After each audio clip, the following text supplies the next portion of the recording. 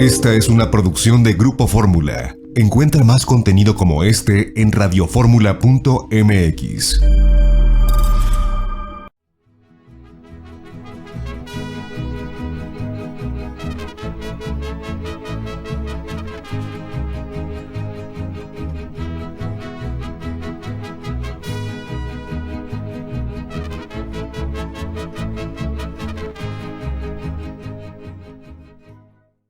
Amigas, amigos, muy buenas tardes tengan todos ustedes. Los saluda con el afecto de siempre José Manuel Villalpando, aquí en una emisión más de su programa La Historia que Quiero Vivir, que esta tarde, por razones que ustedes conocen debido a la contingencia que está padeciendo nuestra patria, es un programa grabado.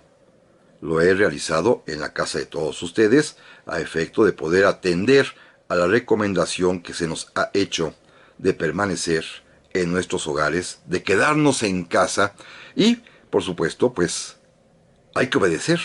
Es lo mejor que se puede hacer para evitar el contagio.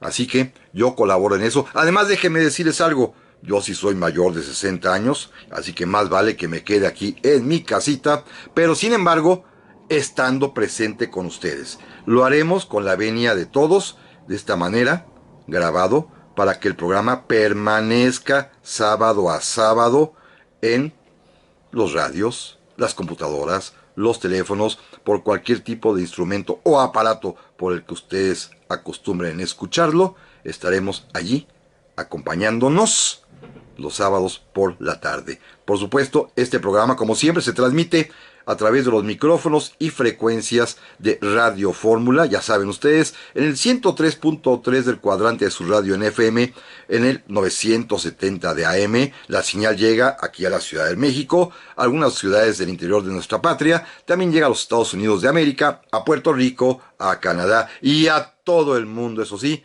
y por supuesto a todo el territorio nacional a través de internet en la página www.radioformula.com.mx. También les recuerdo que están a su disposición nuestras vías electrónicas para comunicarnos, que ustedes conocen muy bien, mi correo villalpandohistoriador@gmail.com o bien la página de Facebook Villalpando la Historia, y estoy atento a sus mensajes y comunicaciones como siempre y tendré muchísimo gusto ahora de responderlas por vía digital. Así que bienvenidos, vamos a seguir platicando de historia de México. Estos sábados lo haremos así mientras dure esta contingencia extraordinaria, pero mientras tanto los invito. Vamos a comenzar. Como ustedes lo recuerdan perfectamente bien, con toda seguridad, la semana anterior, hace 8 días, iniciamos en realidad a platicar de Benito Juárez.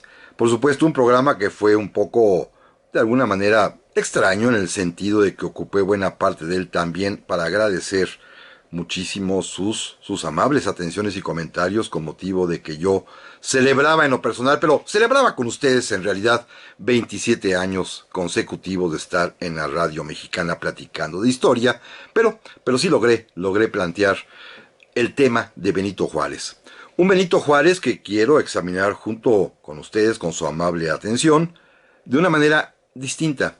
No es un héroe, no es un villano, no es tampoco hacer un elogio desmesurado de don Benito, no es tampoco hacer una crítica viperina de lo que hizo Juárez. No, se trata de examinarlo esta vez de una manera muy, muy singular, tomando como base muchísimos estudios contemporáneos, porque ahora la ciencia de la conducta se ha especializado ya en poder determinar, examinar por qué las personas, por qué los seres humanos actúan de distinta manera y particularmente cuáles son aquellas motivaciones, aquellas condicionantes que vuelven o convierten a una persona en un líder.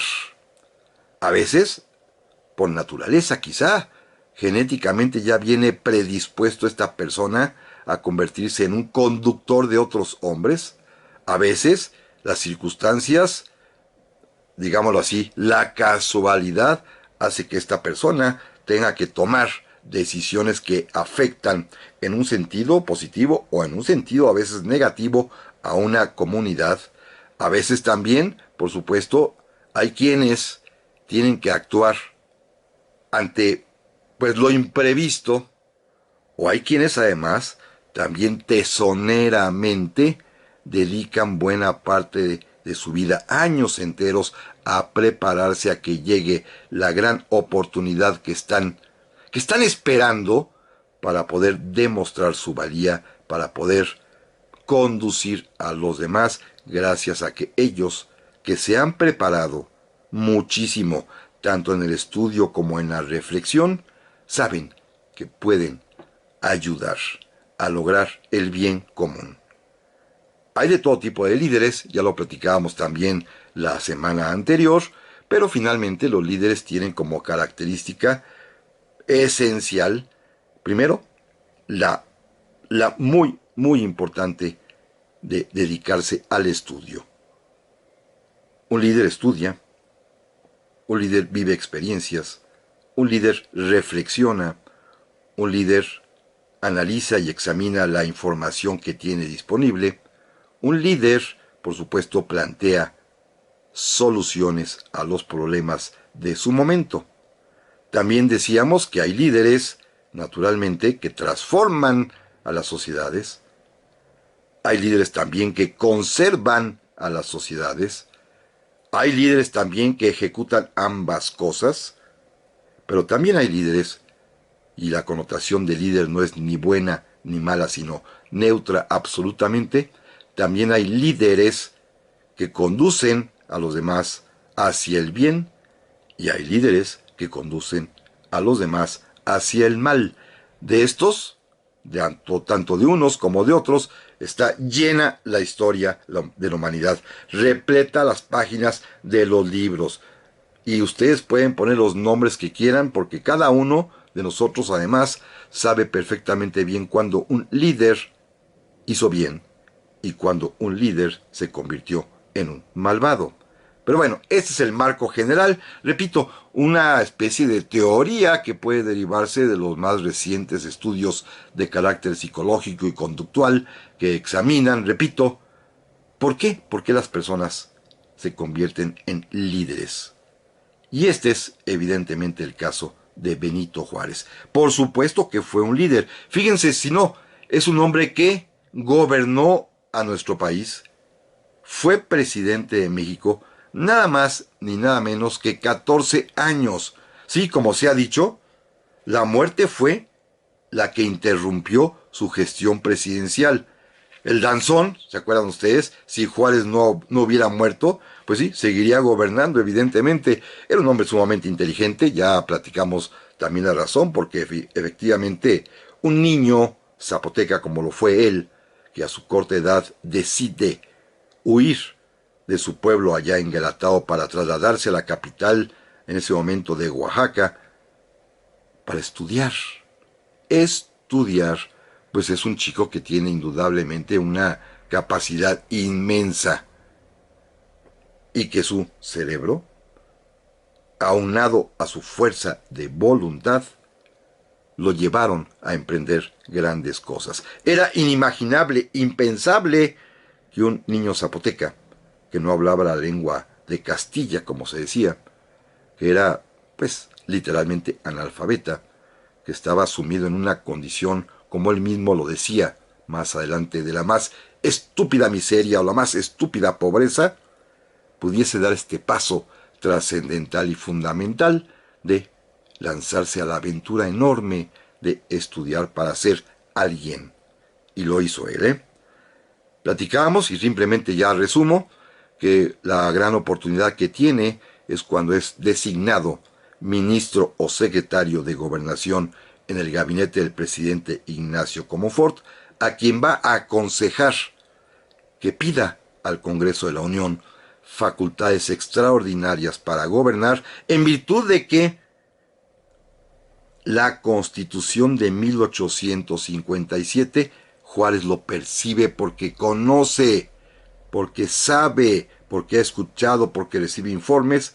La Constitución de 1857 ha causado gran molestia al clero, a la Iglesia en general, a buena parte del pueblo católico, a los burócratas al servicio del Estado, a los militares, y hay muchísima gente molesta que le gustaría verla fracasar.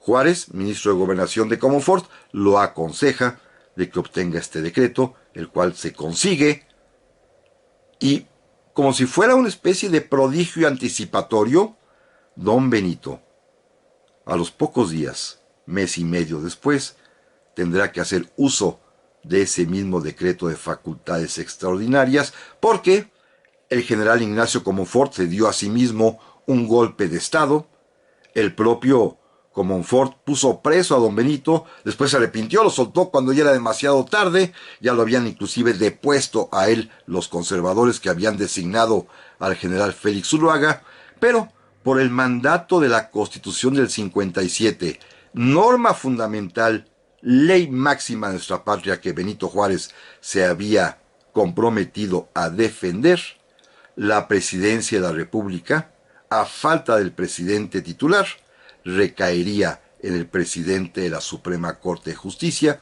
que en ese momento era precisamente Benito Juárez, quien con la presidencia a cuestas puede salir de la Ciudad de México porque está facultado para moverse por todo el territorio nacional y se va a ir a refugiar a los estados primero de Querétaro, Guanajuato, Jalisco, Colima, para finalmente arribar vía marítima más tarde a el puerto de Veracruz. Pero de esto, amigas y amigos, vamos a hablar en un momento más. Ya estamos aquí, amigas y amigos, para el segundo bloque del programa del día de hoy.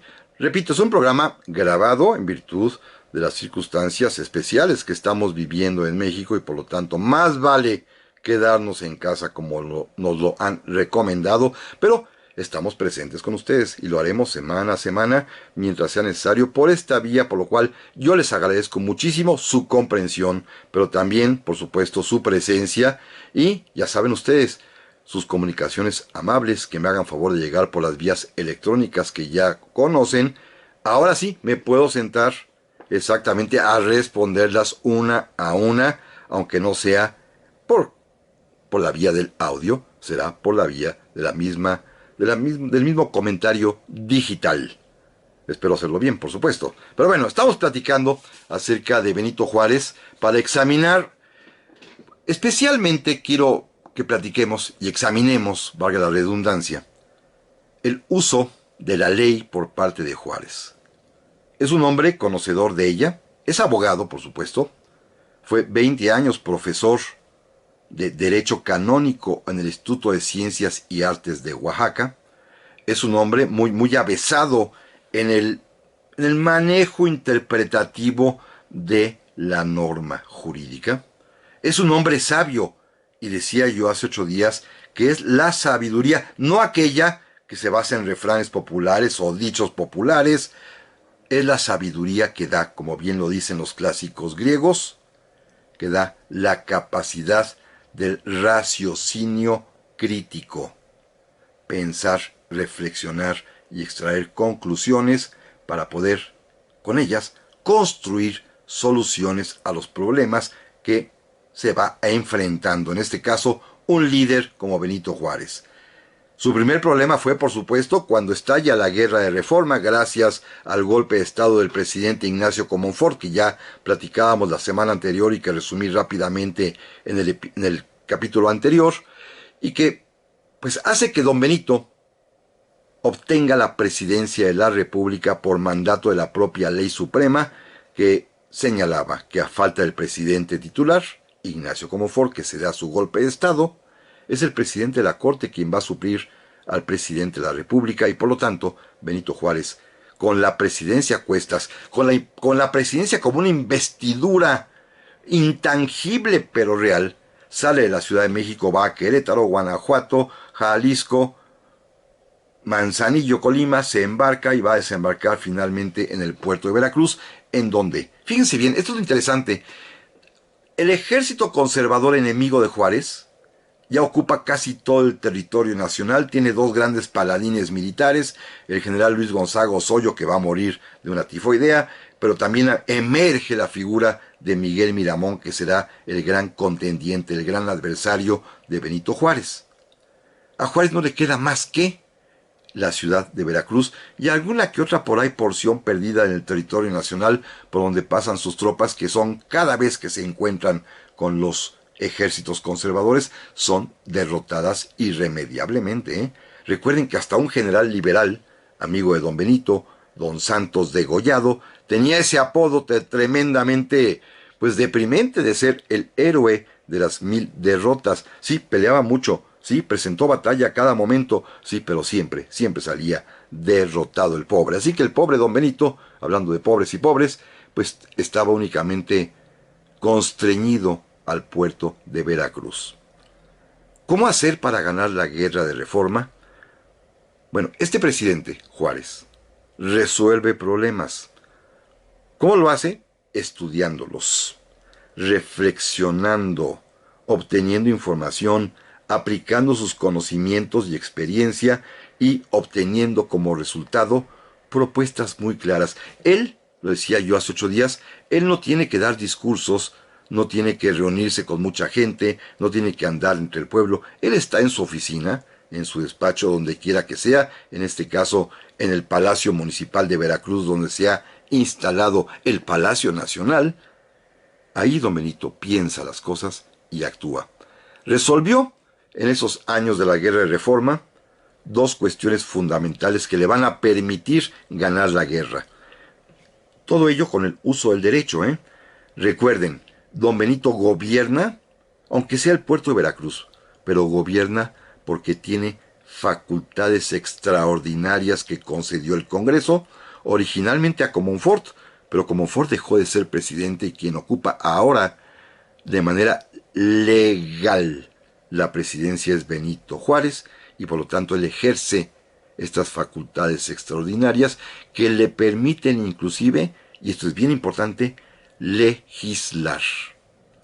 La Constitución reservaba al Congreso la facultad de legislar, pero no hay Congreso, y el propio Congreso, antes de disolverse, le entregó al presidente de la República facultades para hacerlo. También la Constitución establece que corresponde al Congreso la ratificación de los tratados internacionales que México firme, pero tampoco hay Congreso. Es el mismo órgano, pero no existe. También le entregaron a don Benito esta facultad para celebrar tratados, porque se las dieron extraordinarias y muy amplias. Así que don Benito realizó dos cosas importantísimas. Una de ellas le permitió obtener el apoyo de los Estados Unidos de América. Jugó con fuego y por poco se quema, ¿eh?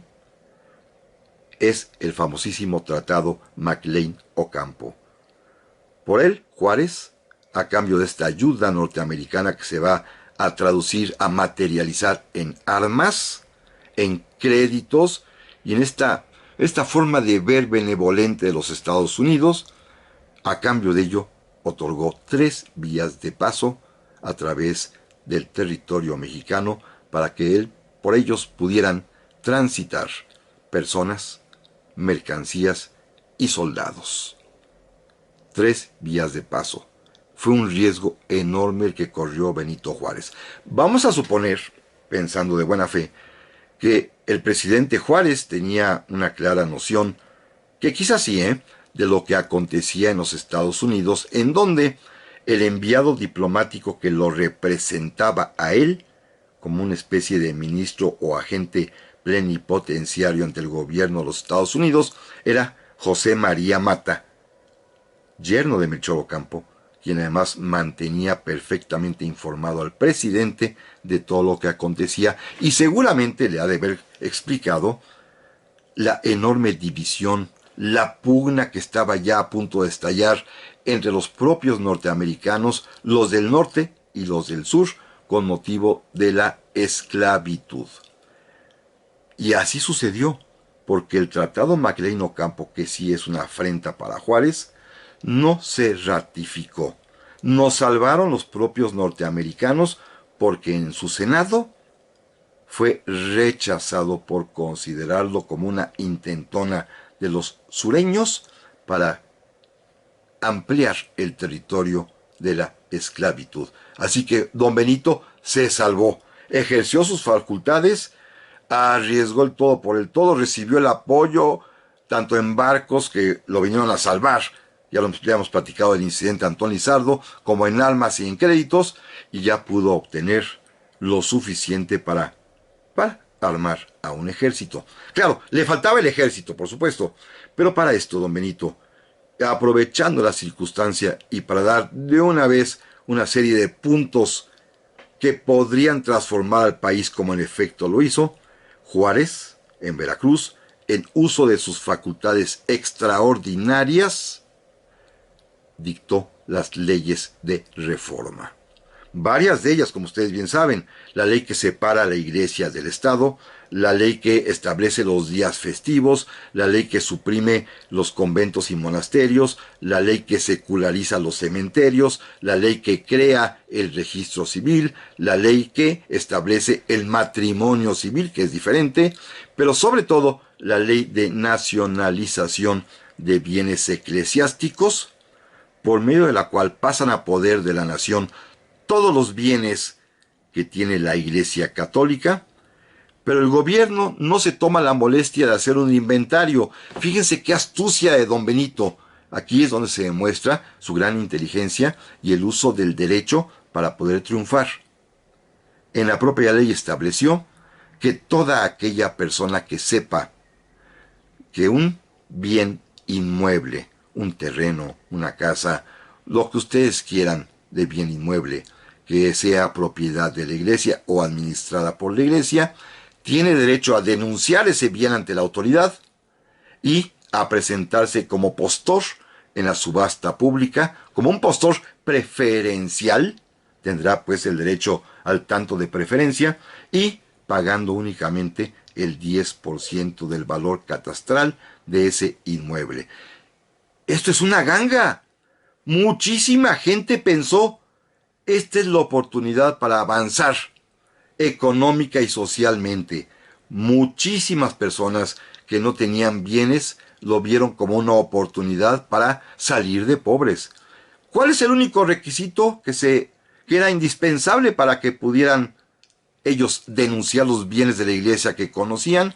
Muy sencillo, que don Benito Juárez ganara la guerra para que esa ley, que nada más la expidió un poquito al aire, pudiese ser de aplicación en todo el territorio nacional. Y para que ello sucediera, Juárez necesitaba ganar la guerra, y para ganar la guerra necesitaba soldados, y los soldados aparecieron a miles y miles y miles, porque mucha gente vio la oportunidad, repito, de que con las leyes de reforma podrían mejorar su condición socioeconómica. Juárez lo hizo con gran inteligencia. Volvemos enseguida.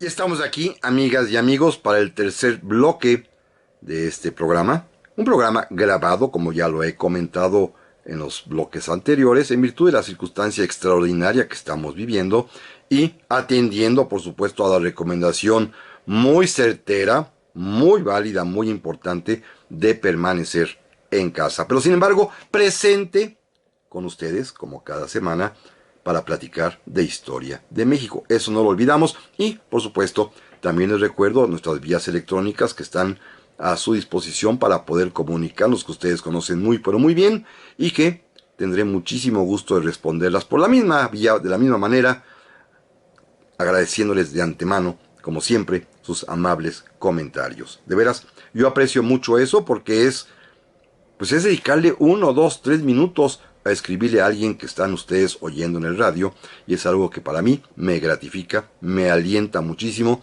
y de veras, les estoy muy reconocido por sus mensajes. Vamos a continuar. Miren, Juárez logró vencer en la guerra de reforma gracias a este estratagema de utilizar la ley de manera muy inteligente, como lo hemos visto, jugando con fuego por una parte mediante la suscripción del Tratado Maglein-Ocampo, pero por otra parte, alentando la propia iniciativa, ambición legítima, hay que decirlo tal cual, de los ciudadanos mexicanos que vieron la oportunidad de poder resolver sus problemas y avanzar socioeconómicamente hacia el futuro a través de denunciar bienes de la iglesia y adquirirlos a precio muy bajo como postores preferenciales, gracias a la ley de nacionalización de bienes eclesiásticos, que era indispensable que don Benito triunfara para que se pudiera aplicar.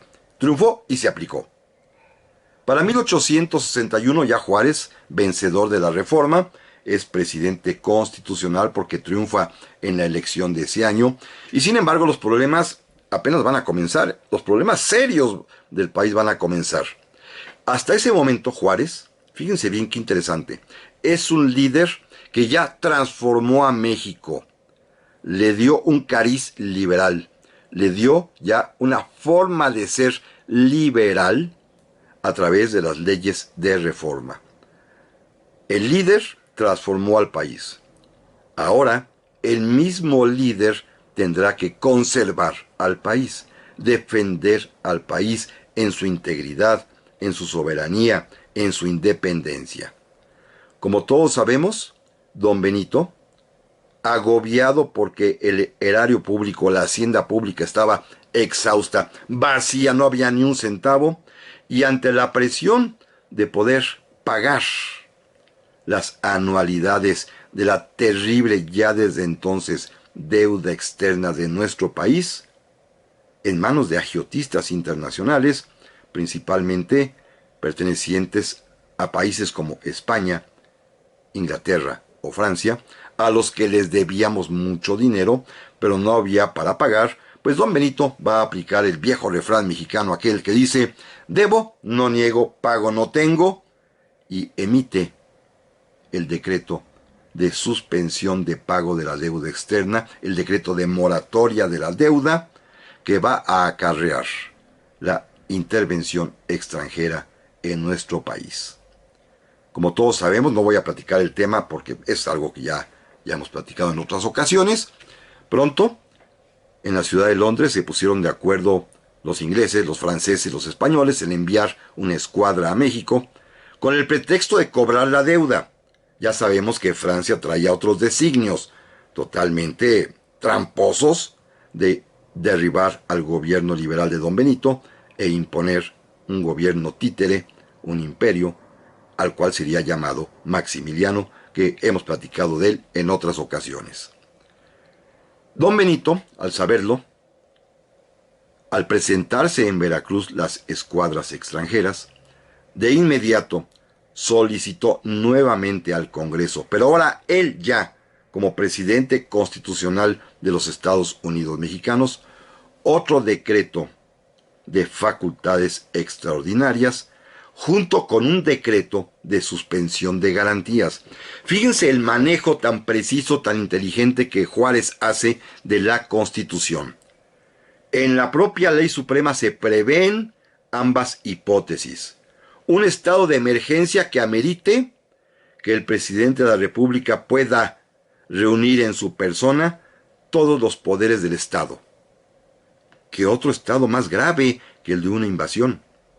Pero además también la propia Constitución prevé la suspensión de garantías individuales para poder atender con prontitud, con eficacia a la emergencia. Y el Congreso le otorga ambas cosas, las facultades extraordinarias y la suspensión de garantías, diciendo esto, que le otorga facultades omnímodas, amplísimas para gobernar, para que haga todo lo posible para defender, y repito las tres palabras, la integridad, la soberanía y la independencia nacional. Inmediatamente, cuando avancen ya las tropas extranjeras, todos sabemos la historia, son derrotadas en Puebla en el año de 1862, el 5 de mayo, pero el año siguiente, para abril, están de vuelta y derrotan ya a los ejércitos mexicanos e invaden todo el territorio.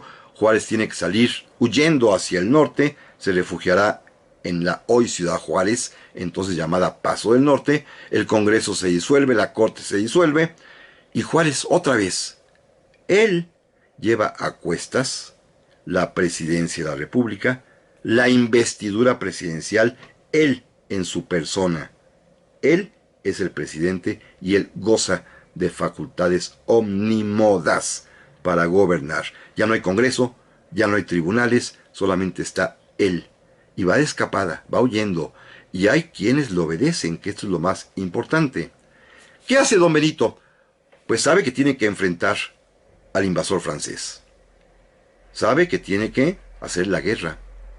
Pero él, el presidente de la República, jamás va a tomar una espada o un rifle. El presidente de la República nunca se va a poner al frente de los soldados. El presidente de la República va a estar, ya sea en los despachos, en los palacios o oficinas por donde vaya transitando, en Querétaro, en San Luis Potosí, en Monterrey, en Saltillo, en Chihuahua, en Paso del Norte, o bien desde su carruaje. Ahí va reflexionando, va estudiando y va emitiendo decretos que le permiten ir resolviendo la situación y que a la larga, para el año 1867, van a llevarnos al triunfo sobre la intervención extranjera y el imperio. ¿Qué decretos? Miren, primero, la ley del 25 de enero de 1862.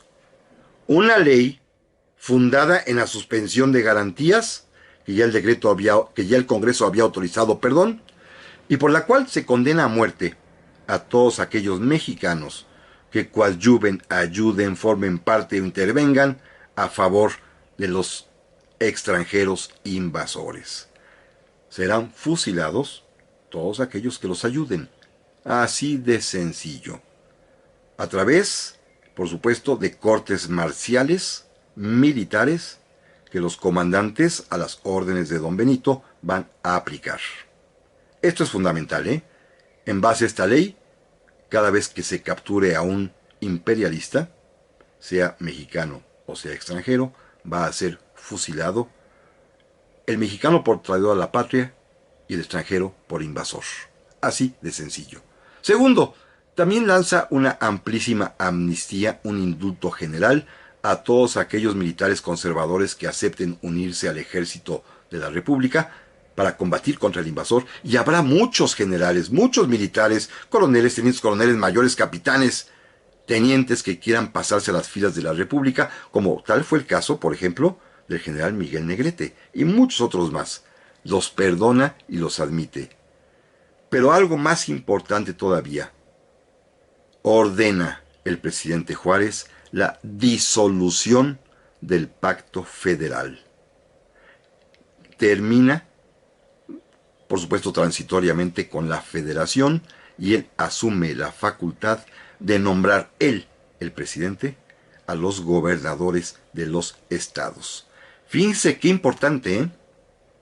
Se suspende la Federación Mexicana y el presidente Juárez asume la facultad de nombrar gobernadores que ya no van a poder ser electos por el pueblo, como lo decía la propia Constitución, porque en uso de sus facultades omnímodas, él decide nombrar directamente a los gobernadores y le otorga a sus comandantes militares, a los más importantes como Porfirio Díaz, como Mariano Escobedo, como Ramón Corona, les otorga también parte de estas facultades omnímodas para que puedan, por ejemplo, confiscar bienes, destruir propiedad, ocupar propiedad, para que puedan reclutar hombres forzados por vía de leva y para que ellos sean los que apliquen la ley del 25 de enero del 62 mediante las cortes marciales que establezcan para castigar a los traidores y a los invasores. Don Benito confiaba particularmente en estos tres generales que he mencionado, Porfirio Díaz, Mariano Escobedo y Ramón Corona, y les concede, les otorga parte de estas facultades, se las delega para que ellos los ejerzan en su nombre. Esta es la manera inteligente también de enfrentar la mayor crisis contra la independencia de la patria, que va a ser la invasión francesa y el Segundo Imperio Mexicano. Y Juárez lo consigue nuevamente con el uso imaginativo y creativo de la ley, lo cual era su especialidad. Volvemos de amigas y amigos en un momento más. Ya estamos aquí, amigas y amigos, para el último bloque de esta ocasión en este programa, ya lo hemos comentado, grabado en virtud de las circunstancias extraordinarias por las que estamos atravesando todos y atendiendo, por supuesto, al buen consejo de permanecer en casa, cosa que hago grabando el programa, pero que también me permite estar al mismo tiempo con ustedes, aunque sea de esta manera, pero el programa sigue adelante, sigue vigente semana a semana para seguir platicando de historia de México. Agradezco infinitamente, por supuesto, su benevolencia para esta situación extraña, por supuesto, pero bueno, estamos bien afortunadamente. También les aprecio muchísimo que estén acompañándome en esta ocasión, en esta jornada. También, naturalmente, sus muchos comentarios que inmediatamente puedo hacerlo, los respondo por la misma vía digital. Así que les agradezco muchísimo, muchísimo. Ustedes saben qué importantes son para mí. Este programa no existiría sin su público radio escucha. De veras, se los agradezco. Vamos hacia el final. Miren, don Benito Juárez también tuvo un par de episodios que vale la pena relatar en cuanto al uso del derecho para encontrar soluciones. Uno muy importante es que, como ustedes seguramente conocen, la Constitución del 57 establecía que el periodo presidencial tendría una duración de 4 años. Juárez fue electo en 1861, el cuarto año sería en 1865, pero por supuesto no había condiciones ni manera de celebrar elecciones presidenciales, estando el país como lo estaba, ocupado por las tropas francesas y, mientras tanto, pues la opereta del Segundo Imperio medio gobernaba en aquellos lugares donde los franceses habían sentado sus reales, así que no había manera de celebrar elecciones y, aprovechando esta circunstancia, el presidente de la Suprema Corte de Justicia, el general Jesús González Ortega, decidió que él que quería ser presidente. Naturalmente, don Benito, pues, no se dejó y con mucha astucia lo eliminó. Primero porque el propio González Ortega era bastante torpe, no sabía sumar. Si el periodo presidencial inició en 1861 y vencía en 1865, 4 años, de 61 a 62, 62 a 63, 63 a 64 y 64 a 65, González Ortega pensó que vencía en 64 y un año antes exigió la presidencia, lo cual le permitió a don Benito, primero, darle una lección elemental de aritmética y segundo, cuando González Ortega, derrotado, pidió permiso para irse al extranjero, don Benito taimadamente se lo concedió primero y después lanzó un decreto dando de baja a todos los militares mexicanos que no estuviesen en territorio nacional prestando servicio activo contra la invasión francesa. Este era un decreto con dedicatoria. ¿Quién estaba fuera del país? ¿Quién era militar? González Ortega. Así que don Benito, de un plumazo, lo descalificó.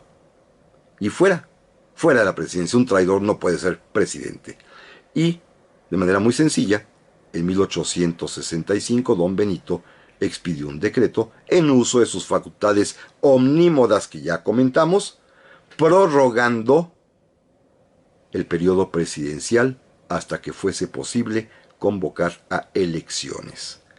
Hay una carta maravillosa de doña Margarita Maza, su esposa, en la que dice: «Ay, Benito, ya me lo imaginaba yo». Pues sí, por supuesto, ya se lo imaginaba la buena señora porque conocía los talentos de su marido. Así que Juárez pudo prorrogar su presidencia y en 1867, ya triunfante el imperio, pues habrá elecciones y saldrá reelecto. Déjenme terminar el programa de hoy narrándoles el fracaso mayúsculo que tuvo Benito Juárez cuando también intentó manipular la Constitución. Pero escuchen, amigos, pero fuera de ella. Don Benito era genial para la interpretación constitucional. Gracias a sus conocimientos, a su lucidez, a su inteligencia, a su sabiduría entendida como raciocinio crítico, pudo plantear todas las soluciones que hemos visto a lo largo de este programa y que le permiten triunfar, que le permiten por una parte transformar al país y por otra defender al país. Las dos cosas que hace un líder, transforma y conserva. Lo pudo hacer a cabalidad. Pero hubo una vez que fracasó y rotunda y estrepitosamente por querer hacer una interpretación al margen, fuera a un ladito de la Constitución. Miren, en 1867, ya triunfante, cuando ya había sido fusilado Maximiliano, cuando convoca a elecciones, cuando devuelve ya las facultades omnímodas que le habían sido conferidas, don Benito tuvo la idea de reformar la Constitución, pero por un mecanismo, por una vía no prevista, no contemplada en la propia ley suprema. Ocurrió algo muy curioso. 10 años antes, en 1857, y esto creo que ya alguna vez lo hemos comentado, cuando Comonfort, a punto de dar su golpe de Estado, invitó a Juárez a que lo acompañara, don Benito le dijo que no. Por supuesto que no, yo soy un fiel seguidor de la Constitución. Comonfort le explicó, mira Benito, es que la Constitución deja al presidente de la República con muy poquitas facultades, menos que las de un jefe de oficina. Mira, no tengo derecho de veto y tampoco podemos dialogar con el Congreso porque es una sola cámara. Hay que ser dos cámaras, diputados y senadores. Ahorita nada más es una sola cámara. Parece una asamblea revolucionaria de la vieja Francia. Entre eso y que no tengo derecho de veto a las leyes, el presidente está maniatado. Y Juárez, no Comonfort. No, Ignacio seguramente le dijo, no te acompaño en eso. Juárez sale huyendo a la Ciudad de México, Comonfort pierde la presidencia, y 10 años después, cuando ya regresa, cuando ya entrega las facultades omnímodas con las cuales gobernó mucho tiempo, se da cuenta el presidente Juárez que efectivamente Comonfort tenía toda la razón. La Constitución de veras le ponía serios límites al poder del presidente, simple y sencillamente porque había una sola cámara, la de diputados, que abarcaba todo el poder legislativo, y porque esta cámara no le concedía, así lo decía la propia Constitución, no le concedía derecho de veto a las leyes que el Congreso expidiera, que el presidente pudiese vetar si consideraba que eran, pues, equivocadas. Esto era tremendo y don Benito se le ocurrió. Entonces, en lugar de presentar una iniciativa de reforma a la Constitución al propio Congreso, se le ocurrió hacer un referéndum, convocando al pueblo para que dijera si se quería o no se quería reformar la Constitución. Él, Benito Juárez, un celoso defensor de la Constitución del 57, quiso reformarla por un medio ilegal, por un medio ilegítimo, por una vía no contemplada por la Constitución, fuera de ella. ¿Y saben qué pasó? El Congreso de la Unión, en ese momento, formado por liberales, del mismo partido que don Benito, interpuso una controversia constitucional ante la Suprema Corte de Justicia, también formada por liberales del partido de don Benito, quejándose de que el presidente estaba actuando de manera inconstitucional, que estaba tratando además también de reformar la Constitución por una vía no legal. ¿Y qué creen? La Suprema Corte de Justicia le concedió la razón al Congreso y sentenció, resolvió, falló que el presidente de la República estaba actuando de manera inconstitucional y por lo tanto no procedía el referéndum para convocar y preguntarle al pueblo si quería que se reformara la Constitución. Un fracaso estrepitoso de Benito Juárez. Es la única vez que pretende gobernar al margen de la Constitución para reformar a la propia ley suprema. Fíjense qué paradójico. 10 años él fue el abanderado de la Constitución. 10 años defendió la integridad, la soberanía, la independencia, el orden constitucional. Claro, 10 años en los que gozó, primero en la Guerra de Reforma, después contra la intervención francesa y el Imperio, gozó de facultades extraordinarias en las cuales podía gobernar libremente a su antojo, con soluciones creativas como lo hizo en efecto, con riesgos como el McLean Ocampo, pero pudo gobernar libremente. Nadie le puso ningún obstáculo. Pero cuando se consigue la paz, cuando devuelve las facultades extraordinarias al Congreso, y repito, cuando vio que efectivamente la Constitución le impedía gobernar, quiso reformarla por una vía inconstitucional y fracasó. Se lo negaron, lo tundieron. Aquí Juárez se equivocó. Claro, él esperaba que con su popularidad toda la gente y todo el mundo lo apoyara, y los diputados y los ministros de la Corte, todo el mundo iba a estar a favor de sus propuestas, y se equivocó. Porque un ejemplo también importante es que había plena libertad. El Partido Liberal ocupaba la presidencia con Juárez, pero el Partido Liberal ocupaba también el Congreso y la Corte, y los liberales tuvieron los pantalones de oponerse a Benito Juárez.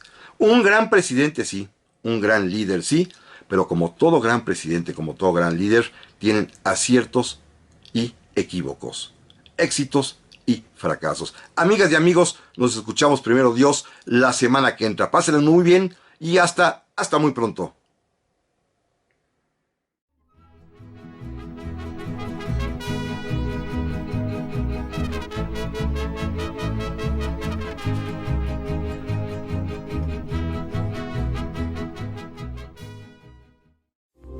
Esta fue una producción de Grupo Fórmula. Encuentra más contenido como este en radioformula.mx.